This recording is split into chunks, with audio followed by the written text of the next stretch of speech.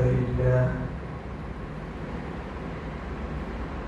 لله نحمده ونستعينه ونستغفره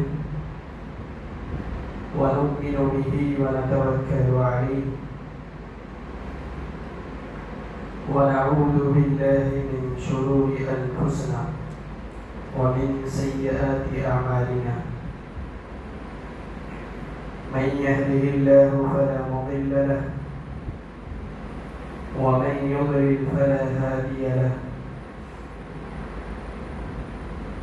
وأشهد أن لا إله إلا الله وحده لا شريك له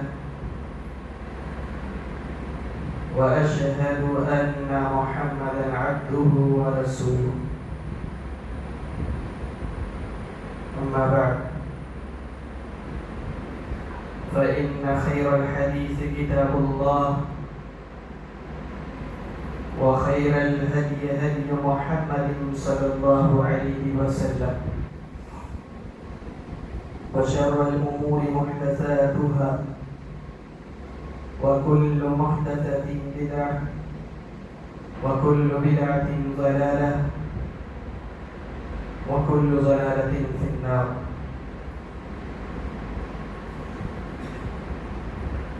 فأعوذ بالله من السميع العليم من الشيطان الرجيم من همزه ونفخه ونفثه. بسم الله الرحمن الرحيم. يا أيها الناس اتقوا ربكم الذي خلقكم من نفس واحدة وخلق منها زوجها وبث منهما رجالا كثيرا ونساء واتقوا الله الذي تساءلون به والأرحام إن الله كان عليكم رقيبا.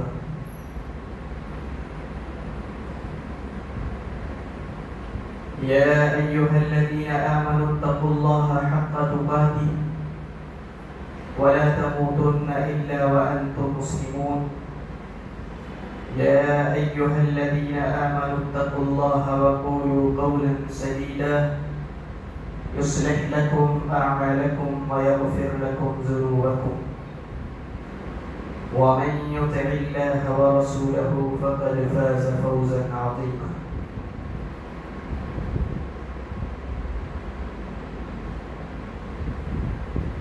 فقد قال الله تبارك وتعالى في القرآن المجيد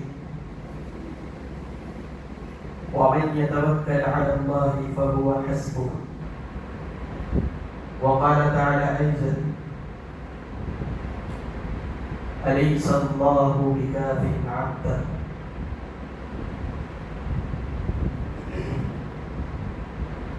معزز محترم سامعین، حاضرین جمعہ، بزرگوں اور بھائیوں، پردہ نشین ماں اور بہنیں، ہر طرح کی بڑائی اور کبریائی، تعریف اور توصیف اللہ وحدہ لا شریک، خالق کائنات، رب العالمین کے لیے لائق اور سزاوار ہے۔ اسی نے ہمیں پیدا کیا اور ہمیں ہدایت پر لانے کے لیے انبیاء علیہم الصلاۃ والتسلیم کو اس فانی کے اندر معروض فرمایا۔ انہی میں سے ہمارے آخری نبی جناب محمد رسول اللہ صلی اللہ علیہ وسلم، درود و سلام عظیم اللہ وسلم مبارک علیہ۔ محترم سامعین، خطبہ مسنونہ کے بعد چند ایک آیتیں آپ کے سامنے پیش کی۔ انشاءاللہ انہی آیتوں سے متعلق کچھ باتیں آپ کے سامنے عرض کروں گا، جن میں اللہ رب العالمین کے ایمان اور یقین کی، توکل کی اللہ رب العالمین نے دعوت دی ہے۔ اللہ پر ایمان، یقین، توکل کیسا ہونا چاہیے، اور اس توکل کے نہ ہونے کے نتیجے میں، ایمان اور یقین کی کمزوری کے نتیجے میں کتنے سارے نقصانات پیدا ہوتے ہیں۔ انشاءاللہ اسی پر جو ہے کچھ روشنی ڈالوں گا۔ اللہ رب العالمین پر یقین نہ ہونا، بھروسہ نہ ہونا، یہ بہت بڑی بیماری ہے اور اس کے بہت بڑے پیمانے پر نقصانات ہیں۔ اس لیے شریعت مطہرہ کے اندر حتی المقدور اس بات کی کوشش کی گئی ہے کہ ایک ایمان والے کا یقین اور اس کا ایمان مضبوط ہو۔ ایک ایمان والے کا ایمان انتہا درجے کو یقین تک پہنچا ہوا۔ جب ایک مسلمان کہتا ہے کہ میں ایمان والا ہوں، میں ایمان رکھتا ہوں اللہ پر، میں ایمان رکھتا ہوں نبی پر، میں ایمان رکھتا ہوں فرشتوں پر، ایمان رکھتا ہوں قیامت کے دن پر، جنت پر، جہنم پر، تو یہ ایمان ایسا ہونا چاہیے جو یقین کی انتہا درجے کو پہنچا ہوا، پھر اس پر کامل یقین ہونا چاہیے۔ اور یہی مطلوب ہے اللہ کی شریعت کا، اور یہی مطلوب ہے، یہی تقاضا ہے ایمان کا۔ اور اللہ تبارک و تعالیٰ بھی یہی چاہتا ہے کہ میرے بندے میری دی ہوئی شریعت پر مکمل اور کامل یقین کے ساتھ اس پر ایمان لائیں اور اللہ پر مکمل بھروسہ کریں، کامل یقین رکھیں اللہ تبارک و تعالیٰ کی ذات پر۔ لہذا ایمان کی جب کمزوری ہوتی ہے تو اس کے بڑے پیمانے پر نقصانات ہوتے ہیں۔ ایک نقصان تو یہ ہوتا ہے کہ دین سے دوری اختیار کی جاتی ہے، پھر اس کے نتیجے میں آدمی جو ہے بے رہنمی کا شکار ہو جاتا ہے، گمراہی کا شکار ہو جاتا ہے۔ ایک آدمی جو ایمان رکھتا ہے آخرت کے دن پر، ایمان رکھتا ہے اللہ پر، ایمان رکھتا ہے اس دن کے آنے پر جس کی اللہ رب العالمین نے ہمیں خوشخبری سنائی اور کہا کہ ان الساعۃ لآتیہ، کہا قیامت آنے والی ہے، اس پر کوئی شک نہیں ہے، کوئی شک کے اندر مبتلا نہ رہے۔ ان الساعۃ آتیہ، قیامت آنے والی ہے، وہ آ کر رہی۔ اللہ رب العالمین نے یہ ساری باتیں بتلائی ہیں۔ اب اس دن پر یقین رکھنے والا جو انتہا درجے کا یقین رکھتا ہے وہ نمازیں نہیں چھوڑ سکتا، جس کو پتا ہے کہ اللہ کی بارگاہ کی، اللہ کی عدالت ایک دن قائم ہوگی جب اللہ مجھے اپنے سامنے کھڑا کر کے پوچھے گا، پھر وہ نمازیں نہیں چھوڑ سکتا، پھر وہ روزے نہیں چھوڑ سکتا، پھر وہ حلال اور حرام کی تمیز کے بغیر مال نہیں کما سکتا، پھر وہ کوئی شرابی شراب نہیں پی سکتا، پھر کوئی جوانی نہیں کھیل سکتا ہے، پھر کوئی ظالم کسی پر ظلم نہیں کر سکتا، جس کو پتا ہے کہ اللہ کی عدالت قائم ہوگی اور وہاں اللہ کھڑا کر کے مجھے پوچھے گا اور کہے گا کہ تو بتا کہ بھلا پر ظلم کیوں کیا تھا۔ یقین ہو کسی کے اندر، یقین اس درجے کا ہو، انتہا درجے کا، کہ اس کو پتا ہو کہ اللہ کی عدالت قائم ہوگی۔ وہ کون سا رب ہے؟ کون اللہ؟ وہ اللہ جو عرش عظیم کا رب ہے، اتنا عظیم رب اس کو سامنے کھڑا کر کے اور اسے پوچھے گا میرے بندے پر تم نے ظلم کیوں کیا تھا، میرے فلاں بندے کا مال تم نے ناحق طور پر غصب کیوں کیا تھا۔ تو یہ سب کچھ اگر ایمان اور یقین کے حد تک ہے تو کبھی بندہ ظلم نہیں کرے گا، وہ کبھی کسی کا مال ناحق طور پر نہیں کھائے گا، کیونکہ اس کو پتا ہے، اس کو یقین ہے اللہ کی عدالت ایک دن قائم ہوگی۔ لیکن یقین نہیں ہے، ایمان کمزور ہے، تو پھر جو چاہے کرے۔ اور آج مسلمانوں کی سب سے بڑی مشکل اور سب سے بڑی پریشانی یہی ہے کہ اس کا ایمان وہ انتہا درجے کے یقین تک پہنچا ہوا نہیں ہے۔ ایمان کی کمزوری عام سی بات ہے، ہر کوئی کہتا ہے میں ایمان والا ہوں، لیکن ایمان وہ ایمان مطلوب ہونا چاہیے جو ایمان کا تقاضا ہے، جو اللہ تبارک و تعالیٰ اپنے بندوں سے جو ہے تقاضا کرتا ہے اور اپنے بندوں سے چاہتا ہے۔ ویسے ایمان کی مضبوطی ہونی چاہیے، ویسے ایمان کی پختگی ہونی چاہیے۔ اب دنیا کے اندر دیکھیں، آگ لگ جائے اور آگ دھیرے دھیرے آپ کے گھر تک پہنچے تو اس وقت آپ بتائیے اور آپ خود اندازہ کر کے دیکھیں کہ آپ کے یقین کی حد کس حد تک ہوگی، آپ کے یقین کا لیول اس وقت کتنا ہوگا۔ اگر آگ جو ہے دھیرے دھیرے آپ کے گھر تک پہنچ رہی ہے، کیا آپ اپنے بچاؤ کے لیے کچھ کام نہیں کریں گے؟ کیا اپنے گھر والوں کو بچانے کی کوشش نہیں کریں گے؟ کیا اپنے آپ کو بچانے کی کوشش نہیں کریں گے؟ آپ کا جواب ہوگا کہ پوری طاقت چھوڑ دیں گے، پوری طاقت لگا دیں گے کہ میرا گھر جلنے والا ہے، آگ میرے گھر تک آ رہی ہے، دھیرے دھیرے میرے گھر کو بھی جلا ڈالے گی، اس لیے آپ پوری طاقت لگا کر کے اور اپنے آپ کو بچانے کی کوشش کریں۔ تو جب کیا وجہ ہے کہ پھر اللہ کہہ رہا ہے کہ اے ایمان والو اپنے آپ کو جہنم سے بچاؤ، اپنے آپ کو، اپنے گھر والوں کو جہنم سے بچاؤ۔ وہ جہنم جو بہت ہی بری جگہ ہے، ایک مقام پر نہیں سینکڑوں مقامات پر رب کا قرآن چیخ کر کے کہتا ہے کہ اللہ تبارک و تعالیٰ نے وہاں ایسی جگہ تیار کر کے رکھی ہے ایسے لوگوں کے لیے جو اللہ کی شریعت سے بغاوت کرے، جو اللہ تبارک و تعالیٰ سے بغاوت کرے ان کے لیے جہنم ہے. تو اللہ تبارک و تعالیٰ کہتا ہے وَمَنْ أَصْدَقُ مِنَ اللَّهِ قِيلًا. اللہ سے بڑھ کر کے سچا اس کائنات میں کون ہو سکتا ہے؟ اللہ خبر دے رہا ہے, اللہ کہہ رہا ہے کہ جہنم ہے, اس جہنم کو تیار کیا گیا ہے, ہزاروں سال سے وہ لٹکائی جا رہی ہے. تو پھر اللہ کہہ رہا ہے وَمَنْ أَصْدَقُ مِنَ اللَّهِ قِيلًا. اللہ سے بڑھ کر کوئی سچا ہے؟ کیا آپ کو یقین نہیں ہے؟ کیا اس بات پر یقین نہیں کہ اللہ کہہ رہا ہے, رب کا قرآن کہہ رہا ہے؟ دنیا کی ساری کتابیں جھوٹی ہو سکتی لیکن اللہ کا قرآن جھوٹا نہیں ہو سکتا. دنیا کی ساری باتیں جھوٹی ہو سکتی ہے, دنیا کے سارے الزام جھوٹے ہو سکتے ہیں, لیکن اللہ جھوٹا نہیں ہو سکتا. وہ اللہ کہہ رہا ہے کہ ہاں جہنم ہے, اللہ کی عدالت قائم ہو. تو پھر اس پر ایمان اور یقین کیوں نہیں ہے؟ اگر یقین ہے تو پھر یہ کوتاہیاں کیوں ہو رہی ہیں, پھر یہ غفلتیں کیوں ہو رہی ہیں, پھر اللہ کے دین کے ساتھ کھلواڑ کیوں ہو رہا ہے, یہ مذاق کیوں ہو رہا ہے؟ تو اللہ تبارک و تعالیٰ ہمیں کامل درجے کا ایمان والا بننے کی اللہ تبارک و تعالیٰ ہمیں ہدایت دیتا ہے اور نصیحت کرتا ہے. ایمان ایسا ہی ہونا چاہیے.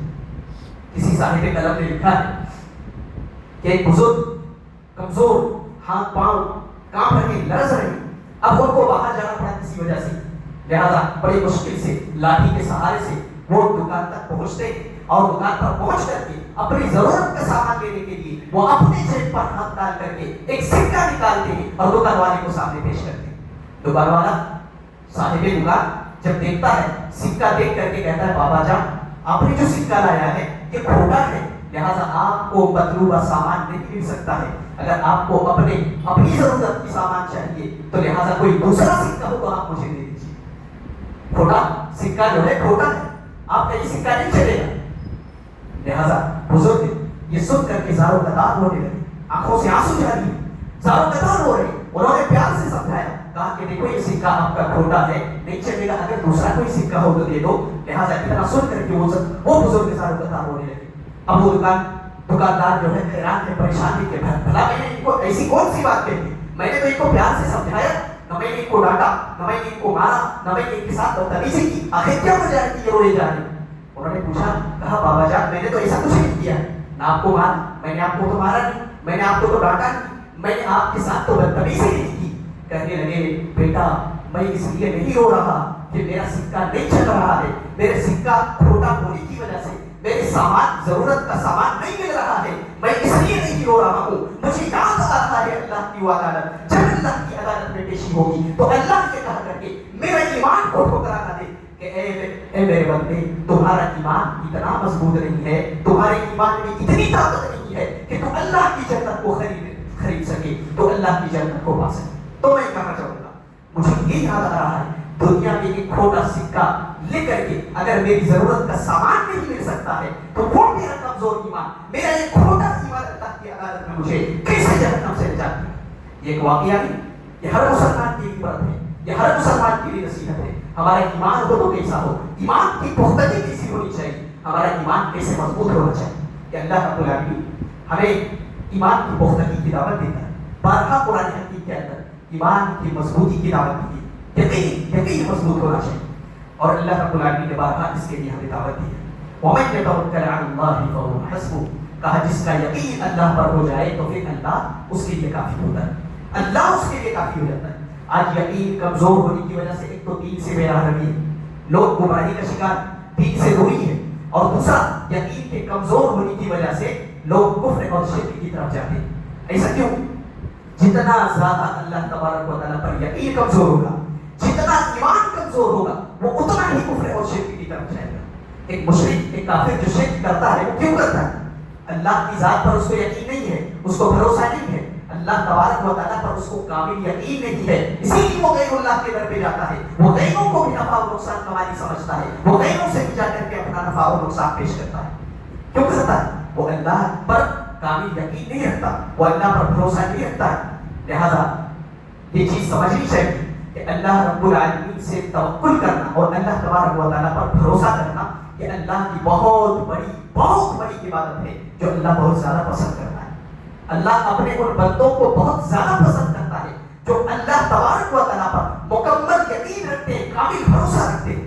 اللہ رب العالمین ایسے بندوں کو بے حد پسند کرتا ہے, اور کہا وَمَن يَتَوَكَّلْ عَلَى اللَّهِ فَهُوَ حَسْبُهُ, جسے اللہ تبارک و تعالیٰ پر بھروسہ آ جائے, جس کو اللہ پسند کر لے, جس کو اللہ تبارک و تعالیٰ پر بھروسہ آ جائے تو فہو حسبہ، وہ کیا ہے؟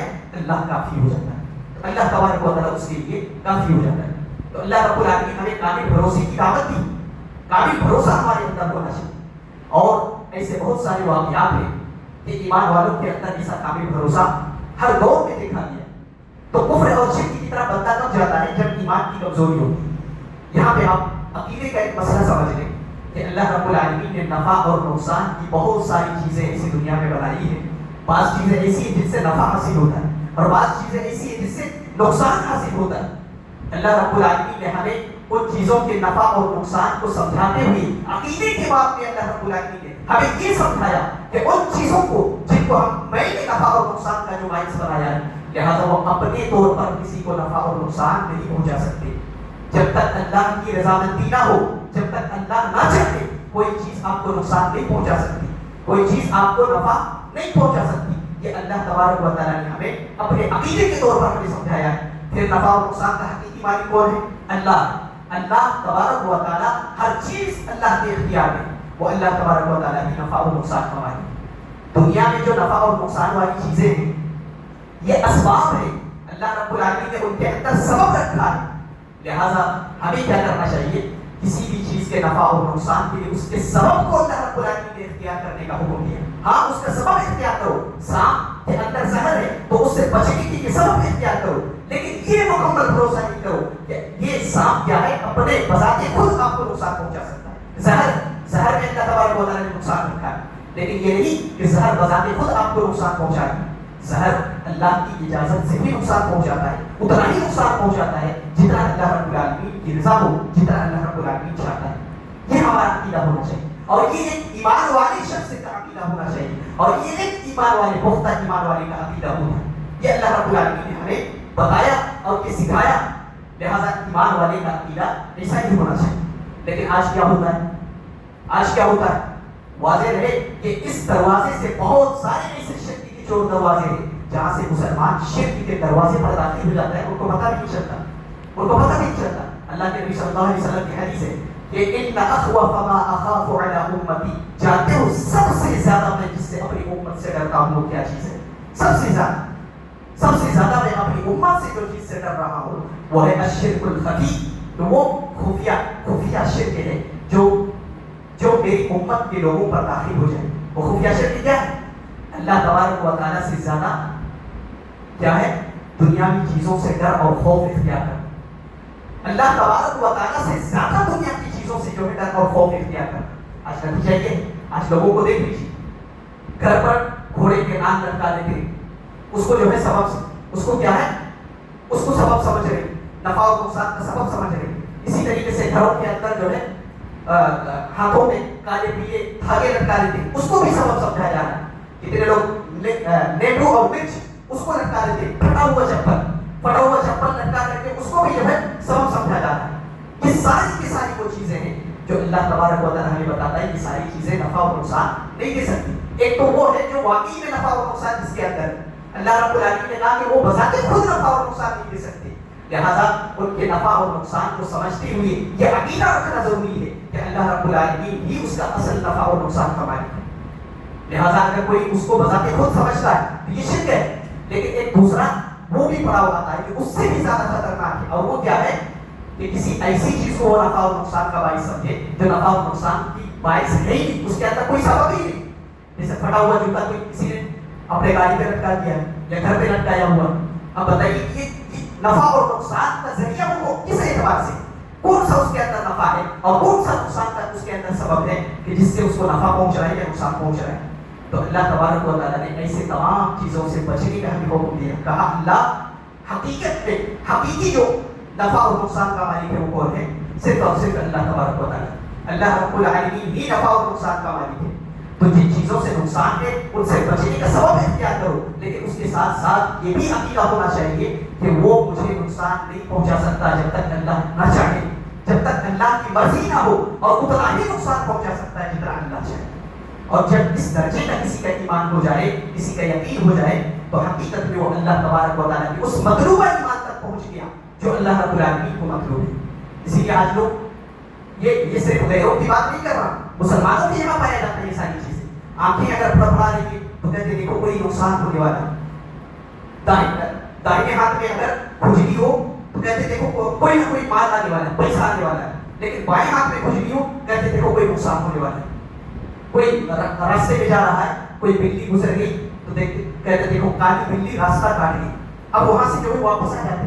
तो ऐसी बहुत सारी ना जाने ऐसे खुराफात और ऐसी जो है तवहुमात के अंदर मुसलमान मुब्तला है। ये सारी बातें मैं इसलिए कह रहा हूँ कि अभी जो है सफर का महीना है, मुहर्रम और सफर ये अरबी महीने का दूसरा महीना है। इस महीने के ताल्लुक से बहुत सारे मुसलमान समझते कि ये महीना क्या है, मनहूस है। इस महीने के अंदर शादी ब्याह नहीं करते, इस महीने के अंदर कोई प्रोग्राम नहीं करते, इस महीने के अंदर कहीं सफर नहीं करते। कहते ये महीना मनहूस है, इस महीने के अंदर कुछ भी करो जो है इसके अंदर क्या है, नुकसान पहुंचता है। ये पहले जो है ज़माने जाहिलियत में और बहुत कदीम ज़माने में ये सारी इस तरह की जो है तवहुमात पाई जाती थी और इस तरह की बदअकीदगी पाई जाती थी।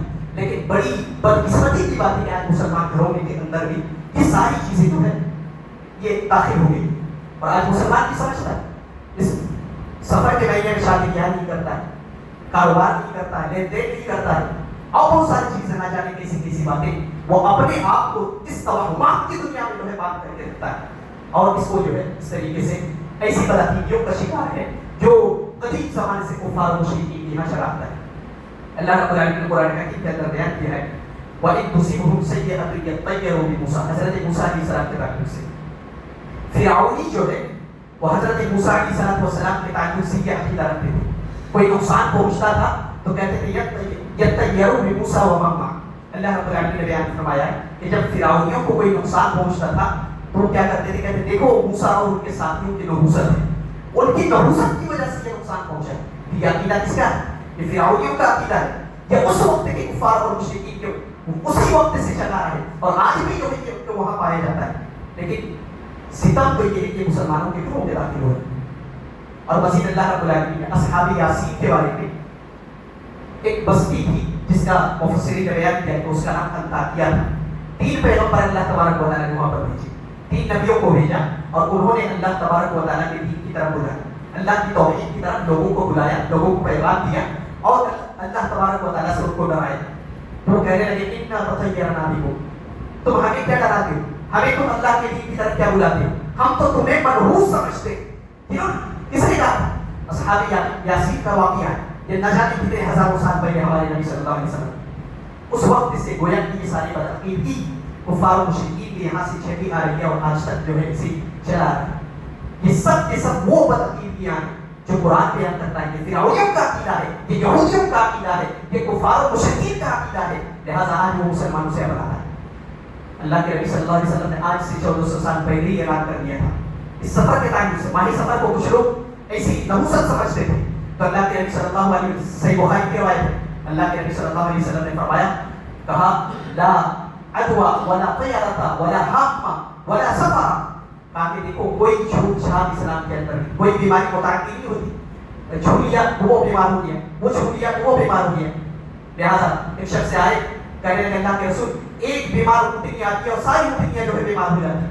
तो अल्लाह के नबी सल्लल्लाहु अलैहि वसल्लम ने कहा कि वो पहली ऊँटनी को किसने बीमार किया, कहां से आई वो बीमार हुई, पहली ऊँटनी को किसने बीमार किया, किसने छुआ था उसको। ये इस्लाम के अंदर ऐसी बदअकीदियों को दूर करता है और अल्लाह के नबी सल्लल्लाहु अलैहि वसल्लम ने बताते खुद बीमार के साथ बैठ करके खाना खाया और दुनिया को पैगाम किया, देखो इस्लाम के अंदर ऐसी कोई छूत छाप नहीं, ला अदवा वला तयरता, कोई बदशगुनी नहीं। ज़माने जाहिलियत के अंदर पाया जाता था परिंदा इधर उड़ जाए तो सफर जो है हमारा अच्छा होगा, अगर दाहिनी तरफ निकल जाए तो सफर हमारा जरूर कोई ना कोई सफर के अंदर नुकसान पहुंचने वाला है। किसी जानवर से बदशगुनी लेना, किसी परिंदों से उड़ते हुए परिंदों से बदशगुनी लेना, ये सारी के सारे कुफार मुशरिकीन का तरीका है।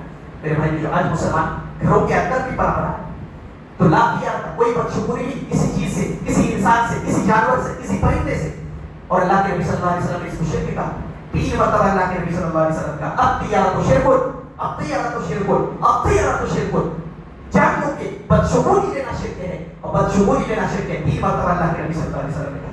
आज बहुत आसानी के साथ कह देते वो फलां नहुसत की वजह से जो है ऐसा तेरा काम बिगड़ गया। तो इस तरीके से जो है ये नहुसत लेना ये कुफार और मुशरिकीन का तरीका है। अल्लाह के नबी सल्लल्लाहु अलैहि वसल्लम ने बहुत सख्ती के साथ इससे रोका और ऐसी बदअकीदगी से इस्लाम जो है بڑی سختی کے ساتھ جو ہے ایمان والوں کو دور رکھنے کی کوشش کرتا ہے. تو میرے بھائیوں ان بدعقیدیوں سے بچیں اور اپنے ایمان کو مضبوط بنائیں. اور ایمان کی مضبوطی تب تک یقینی نہیں ہے جب تک آپ ان بدعقیدیوں سے اپنے آپ کو دور نہ رکھیں. جب تک آپ اپنے آپ کو مکمل طور پر ان تمام ایسے شرک خفی سے، جس کو اللہ کے نبی صلی اللہ علیہ وسلم شرک خفی کہا، یہ چھپا ہوا شرک ہے، ان کو پہچانو. لہٰذا ان چھپے ہوئے شرکوں سے جب تک اپنے آپ کو دور نہیں رکھتے، لہٰذا آپ کامل یقین والا نہیں بن سکتے. آپ مکمل یقین اور کامل بھروسہ کرنے والا اللہ تبارک و تعالیٰ پر نہیں بن سکتے. پھر نتیجہ وہی ہوگا کہ جب آزمائش آئے گی اور جب آزمائش آپ کے قدم کو متزلزل کر رہی ہوگی تو پھر آپ ڈگمگا جائیں گے، آپ کے قدم لرز جائیں گے، آپ اپنے ایمان کو نہیں بچا سکتے. ورنہ آپ جان لیجیے کہ ایسے حالات بھی آتے ہیں کہ جب ایمان کو بچانا بہت مشکل ہوتا ہے. اور کون بچا سکتا ہے؟ اس وقت وہی کامل اور مضبوط یقین اور ایمان والا ہی بچا سکتا ہے. وہی شخص بچا سکتا ہے جس کا ایمان مضبوط ہوگا، جس کا یقین مضبوط ہوگا، جس کا ایمان اس حد تک پہنچا ہوا ہے، جو کامل درجے کا یقین رکھتا ہے، وہی بچ سکتا ہے. اللہ کے نبی صلی اللہ علیہ وسلم جب غار ثور میں چھپے تھے، جب مشرکین مکہ نے اعلان کر دیا کہ جو محمد کو پکڑ لائے 100 اونٹ اس کو انعام میں دیے جائیں گے، مشرکین مکہ ہر طرف پھیل گئے. اللہ کے نبی صلی اللہ علیہ وسلم غار ثور میں چھپے ہوئے اور آپ کے ساتھ حضرت ابوبکر صدیق رضی اللہ تعالیٰ. تو مشرکین ڈھونڈتے ہوئے اس غار تک بھی پہنچے. جب غار تک پہنچے تو حضرت ابوبکر صدیق رضی اللہ تعالیٰ ڈر کے کرے لگے اللہ کے رسول ان کے تو پاؤں نظر آ رہے ہیں، صرف جھک کر کے اگر ہمیں دیکھ لیتے ہیں تو ہم نظر آ جائیں. اللہ کے رسول اب ہم کیا کریں، ہم تو پکڑے گئے. تو اللہ کے نبی صلی اللہ علیہ وسلم نے بڑے اطمینان کے ساتھ کہا تھا ابوبکر یہ بتاؤ کہ 2 ساتھی ایسے ہو جس کا تیسرا اللہ ہو، تو میں کیا کرنا اس پر کہ جس کا ساتھی تیسرا ساتھی اللہ ہو. لہٰذا اللہ تبارک و تعالیٰ کیا اس کی حفاظت نہیں کرے گا. اور بڑے پیار سے اللہ کے نبی صلی اللہ علیہ وسلم نے بڑے اطمینان کے ساتھ کہا تھا ان اللہ معنا لا تحزن ان اللہ معنا. اے ابوبکر تم غم نہ کرو، ہمارے ساتھ اللہ ہے. تو جس کا ایمان اللہ پر اس قدر مضبوط ہو وہ ڈرتا نہیں ہے اس موقع پر. ہاں اسباب ضرور اختیار کرتا ہے، اللہ نے اسباب اختیار کرنے کا حکم دیا. نقصان کسی چیز سے پہنچ رہا ہے اس کا سبب اختیار کرو، لیکن اس کو نفع اور نقصان کا مالک نہیں سمجھو، بلکہ سبب اختیار کرنے کے بعد نفع اور نقصان کا مالک اللہ کو سمجھو. اور سبب اختیار کرنے کے بعد مکمل بھروسہ کس پر کرنا ہے؟ اللہ پر. یعنی کہ اسی چیز پر کرنا ہے. آپ نے سبب اختیار کرنا ہے، جیسے اللہ کے نبی صلی اللہ علیہ وسلم اگر سبب اختیار نہیں کرتے تو چھوڑتے کیوں؟ اگر یہ کہتے کہ اللہ پر مجھے بھروسہ ہے، مجھے چھپنے کی بھی ضرورت نہیں. آج صوفیوں کی یہاں یہی تو عقیدہ پڑھایا جاتا ہے. کہتے ہیں مسجدوں میں بیٹھ کر کے دعا کرو، تم جنگوں میں نکلو نہیں، تمہاری کیا ہے، تم جنگوں میں ایسے ہی جیت جاؤ، مسجدوں میں دعا کرو بس. لہذا جنگ کرنے کی بھی ضرورت ہے، دعا کرنے کی بھی ضرورت ہے، تب جا کر کے اللہ تبارک و تعالیٰ پر مکمل بھروسہ کرو. سبب اختیار کرنے کے بعد اللہ تبارک و تعالیٰ پر بھروسہ کیا جاتا ہے. تو اللہ کے نبی صلی اللہ علیہ وسلم پہلے جا کر کے چھوڑے، اب جو ہے اطمینان، اب اللہ تبارک و تعالیٰ پر مکمل بھروسہ. تو ایسا کہ آپ نے سبب بھی اختیار نہیں کیا ہے اور اب جو ہے اللہ تبارک و تعالیٰ پر بھروسہ کیے بیٹھے. یہ بھی کیا بدعقیدگی کی. تو سبب اختیار کیجیے. اللہ کے نبی صلی اللہ علیہ وسلم نے مکمل بھروسے کے ساتھ کیا کہا؟ اللہ ہماری حفاظت کرے گا. تو آپ دیکھیں مشرکین وہاں تک پہنچے، غار تک پہنچے، ان کے قدم غار کے اندر سے دکھ رہا تھا، وہاں تک پہنچ کر کے بھی اللہ تبارک و تعالیٰ نے ان کو بچا دیا. کتنا بھروسہ، کتنا قابل یقین تھا اور کتنا بھروسہ تھا اللہ کے نبی صلی اللہ علیہ وسلم. حضرت موسیٰ علیہ السلام اپنی قوم کو لے کر کے، بنی اسرائیل کو لے کر کے فرعون سے لے کر کے نکلے. فرعون سے نجات کے لیے وہاں سے لے کر کے بھاگے. اب فرعون کو پتہ چل گیا، وہ دن چڑھے جو ہے بنی اسرائیل کا پیچھا کیا اور ساحل سمندر پر پہنچ گئے. اب ادھر سمندر ہے اور پیچھے دیکھ رہے ہیں کہ فرعون اور اس کا لشکر، بڑا لشکر فرعون لے کر کے نکلا تھا اور اس لشکر کو لے کر کے پھر بنی اسرائیل کو تباہ کرنے کے لیے نکلا تھا. تو ادھر سامنے سمندر ہے اور پیچھے جو ہے فرعون آ رہے. تو اس وقت اصحاب موسیٰ نے کیا کہا تھا؟ کہا تھا اِنَّا لَمُدْرَكُونَ. کہا ہے موسیٰ آج تو تم نے ہمیں برباد کیا، آج تو ہم ختم، آج ہمارا کھیل ختم ہو گیا. کہاں تک کر کے تم نے ہمیں پھنسا دیا ہے کہ پیچھے پیچھے فرعون ہے اور سامنے دیکھو سمندر ہے، اب کہاں جائیں گے ہم، اب بھاگنے کا تو کوئی راستہ نہیں ہے. تو موسیٰ علیہ السلام نے بڑے اطمینان کے ساتھ کیا کہا تھا؟ کلا کلا اِنَّ مَعِیَ رَبِّی سَیَهْدِینِ. اے لوگوں ہرگز نہیں، ایسا مت کہو، میرے ساتھ میرا رب ہے، میرا ساتھ میرا رب ہے، سیاحین وہ مجھے راستہ دکھائے گا. اطمینان ہے حضرت موسیٰ علیہ السلام کے اندر، کوئی گھبراہٹ نہیں ہے، کوئی پریشانی نہیں ہے. کہتے ہیں کلا اِنَّ مَعِیَ رَبِّی سَیَهْدِینِ. مجھے پتا ہے، مجھے میرے رب پر یقین ہے، کامل یقین ہے کہ میرا رب مجھے ضرور جو ہے راستہ دے گا. پھر کیا ہوا؟ اللہ تبارک و تعالیٰ نے اس پانی کو پتھر بنا دیا، سمندر تک سینہ چیر کر کے اور ایسے ایمان والوں کو راستہ دیا جو اللہ تبارک و تعالیٰ پر ایسے کامل یقین اور ایمان رکھتے ہیں. یہ ایمان والوں کی تاریخ ہے. ایسا ایمان ہونا چاہیے کہ موسیٰ علیہ السلام سامنے سمندر ہے, پیچھے فرعون ہے, لیکن اس وقت بھی اللہ پر کامل یقین اور بھروسہ ہے. تو اللہ تبارک و تعالیٰ ایمان والوں کے ساتھ ایسے ہی جو ہے احسان کرتا ہے. یہ حضرت موسیٰ علیہ السلام کا ایمان اور یقین. ایک صحابیہ ہیں حضرت زنگیرہ رضی اللہ تعالیٰ, انہوں نے السلام کو ہوئی کیا تو مکہ والوں نے خوب ستایا, خوب جو ہے ان کو پریشان کیا گیا. تب کی دھوپ پر لے جا کر کھڑا کر دیا جاتا, تب کی ریت پر ان کو لٹا دیا جاتا اور خوب جو ہے ان کو مارا پیٹا اور شدید ترین جو ہے ان کو تشدد کیا جاتا تھا. اس تشدد کے نتیجے میں حالت یہ ہوئی کہ ان کی بینائی چلی گئی, ان کی آنکھ کی روشنی چلی گئی. تو مشرکین خوب مذاق اڑانے لگے, دیکھو ہمارے لات اور عزا نے ان کی جو ہے بینائی چھینی, ہمارے بتوں نے ان کی بینائی چھین لی ہے. جب تک میں اسلام قبول نہیں کی تھی ان کی آنکھیں صحیح سلامت تھی, لیکن دیکھو جیسے ہی محمد کا دین اپنایا ہے ان کی آنکھیں چلی گئی ہے, ان کی بینائی چلی گئی ہے, ان کی آنکھوں کی روشنی ختم ہو گئی. تو ان کو تو یہ اللہ کی بندی جن تک اپنے رب پر کامل یقین اور بھروسہ تھا, ان کا ایمان مضبوط تھا, ان کو غیرت آتی ہے اور وہ اللہ سے دعا کرتی ہے کہ اے اللہ تیرے ایمان کا سوال ہے تو اپنی بندی کے اپنی ان کی آنکھوں کو تو صحیح سلامت واپس کر. لہٰذا ادھر انہوں نے رات کو دعا کی, صبح اٹھ کی ان کی آنکھیں صحیح سلامت تھی. جب مشرکین نے دیکھا تو وہ بخلا گئے, کہنے لگے دیکھو یہ محمد کا جادو ہے, یہ محمد جادوگر ہے, محمد نے جادو کر دیا. تو یہ ایمان والوں کا واقعہ ہے. تو اگر کامل یقین ہو, کامل بھروسہ ہو اللہ تبارک و تعالیٰ پر, تو اہل ایمان کے ساتھ اللہ تبارک و تعالیٰ ایسا ہی سلوک کرتا ہے. آسیہ بنت مزاحم فرعون کی بیوی ہے, لہذا آخری وقت میں فرعون بڑا چٹان اٹھا کر اس کے سر کے اوپر پٹکنے والا ہے. اب اس کی جان نکلنے والی ہے, کہتی کوئی آخری خواہش ہے تمہاری. لہذا فرعون اس وقت میں آخری وقت میں جو ہے اسے پوچھتا ہے اور اس کو وہ دیکھ رہی ہے وہ چٹان اس کے اوپر گرنے والا ہے.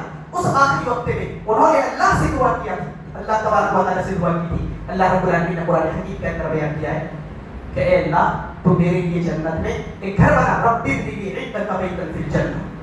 آخری وقت میں اللہ تبارک و تعالیٰ سے دعا کی تھی کہ اے اللہ تو میرے لیے جنت میں ایک گھر بنا.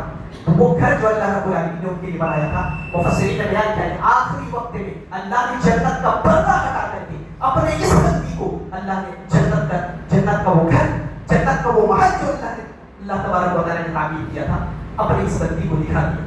لہٰذا اس کے چہرے پر مسکراہٹ تھی.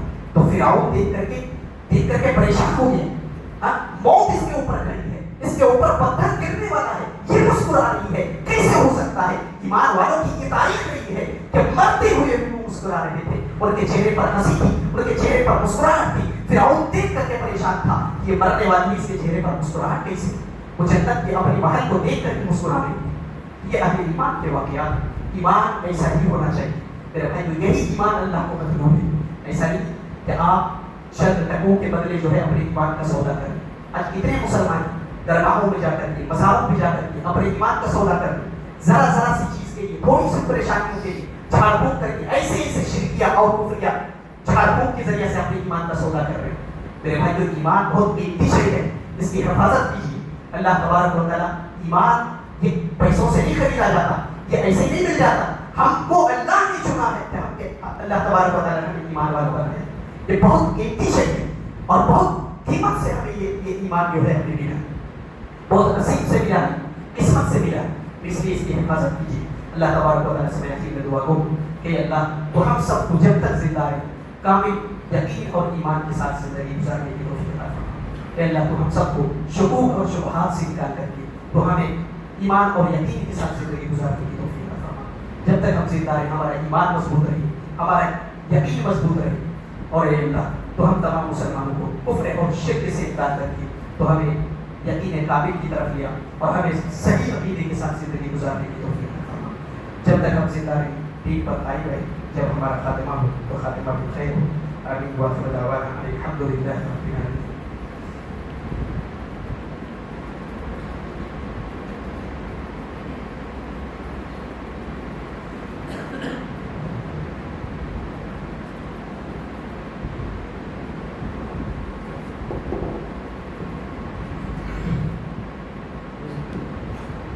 الحمد لله نحمده ونستعينه ونستغفره ونؤمن به ونتوكل عليه ونعوذ بالله من شرور أنفسنا ومن سيئات أعمالنا من يهده الله فلا مضل له ومن يضلل فلا هادي له وأشهد أن لا إله إلا الله وحده لا شريك له وأشهد أن محمدا عبده ورسوله.